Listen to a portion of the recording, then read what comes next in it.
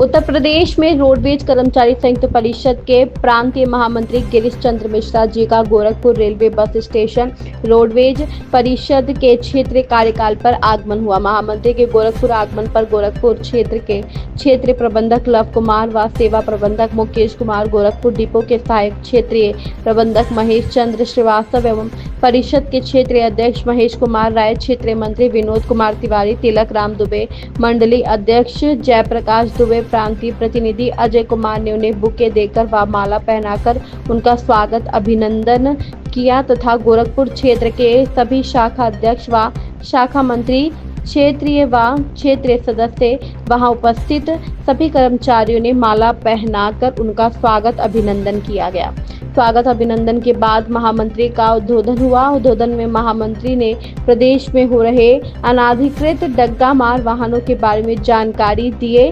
डग्गामारी के कारण परिवहन निगम के 3 से 4 करोड़ रुपयों प्रतिदिन की आमदनी से वंचित होना पड़ रहा है। वहीं दूसरी ओर राज्य सरकार के लाखों रुपए प्रतिदिन की टैक्स चोरी भी हो रही है। इतना ही नहीं, इस अनाधिकृत संचालन से यात्री जनता की न सिर्फ जान जोखिम में रहती है, अपितु आए दिन यह अवैध बहाने दुर्घटनाग्रस्त होती है और आने को अमूल्य जीवन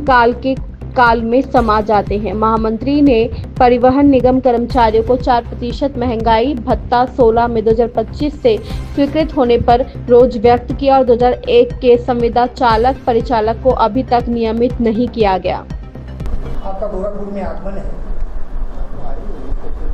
आगमन पर क्या कहेंगे और अपने संगठन से जुड़े लोगों को किस तरह का संदेश देंगे और क्या है? आज मैं गोरखपुर आया हूं और मैं समझता हूं ये हमारा सौभाग्य है कि हमारे सभी कर्मचारी प्रतिनिधि साथी और गोरखपुर क्षेत्र के रोडवेज कर्मचारी संयुक्त परिषद के पदाधिकारी और हमारे निगम के वरिष्ठ अधिकारी, क्षेत्रीय प्रबंधक और सेवा प्रबंधक और डिपो के एआरएम यहाँ पर उपस्थित हैं। तो एक अच्छा जो टीम वर्क हम रोडवेज परिषद की ये भावना रहती है कि कारपोरेशन को टीम के रूप में चलाया जाए। एक जो यहाँ पर अधिकारी कर्मचारी का विभेद है उसको रोडवेज परिषद बहुत न्यूट्रलाइज करके और कारपोरेशन को आगे बढ़ाने में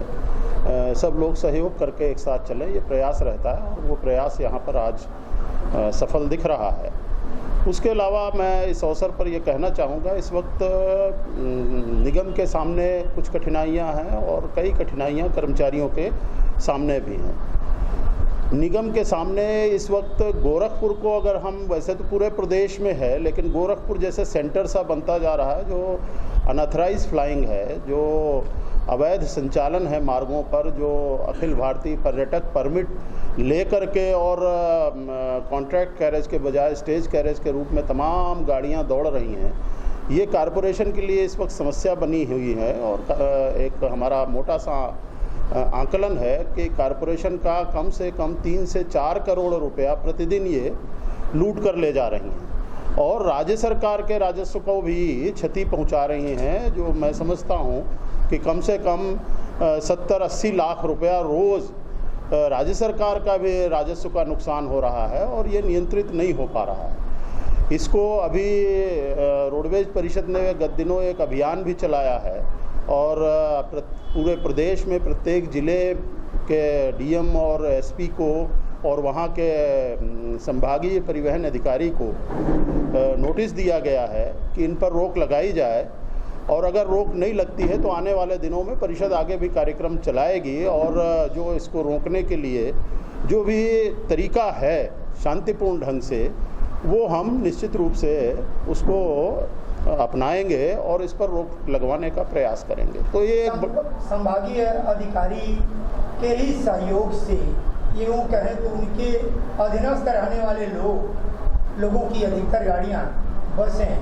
रोडवेज के इस नुकसान में भागीदारी है, इस पर क्या कहेंगे? ऐसी आम तौर पर चर्चा है और कहीं कहीं पर ऐसे केस जो है साबित भी हुए हैं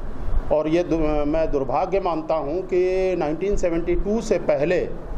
ये राजकीय रोडवेज होता था और तब जो ट्रांसपोर्ट कमिश्नर हैं वही हमारे मुखिया होते थे और आज हमको एक ऑपरेटर के रूप में ट्रीट किया जा रहा है, और जबकि ये निश्चित रूप से जनसेवा का सबसे बड़ा अधिष्ठान है, और उस पर इस तरह की शिकायतें जब मिलती हैं तो मन को दुख होता है। और हम इसके लिए राज्य सरकार से और विभाग के माननीय मंत्री जी से और ट्रांसपोर्ट कमिश्नर और प्रमुख सचिव परिवहन से ये ऐसे केसेस जब आते हैं तो उनके संज्ञान में लाते हैं, आगे भी ला करके और इस संरक्षण को ब्रेक करने का कोशिश करेंगे। गोरखपुर से दिक्कत चल रही है, गोरखपुर से बहुत ज़्यादा चल रही हैं, ये तो हम कह सकते हैं। लेकिन अब तो इस वक्त हालात ये हैं कि पूरे प्रदेश में हरदोई जैसे जनपद में, जो बहुत छोटा ज़िला, एक तरह से वहाँ पर इस तरह का कोई मतलब नहीं था इस तरह के अनऑथराइज फ्लाइंग का, वहाँ से भी लंबी लंबी दूरी की गाड़ियाँ इस तरह से अनऑथराइज फ्लाइंग कर रही हैं। लंबा एक बड़ा इशू है। उसके साथ ही साथ कुछ और इश्यूज़ भी हैं कारपोरेशन के लिए, जैसे हमारे जो हम एडिशनल टैक्स देते हैं, जो यात्री कर कहा जाता था पहले, अब अतिरिक्त कर कहते हैं उसको, तो उसके रेट में और निजी बसों का जो यात्री कर की दर है बहुत अंतर है। वो 150 रुपया पर सीट पर मंथ देते हैं और हम 600 रुपया पर सीट पर मंथ तक देते हैं, जबकि गवर्नमेंट ऑर्गेनाइजेशन होने के नाम पर इसमें और ये टैक्स रेट कम होना चाहिए। तो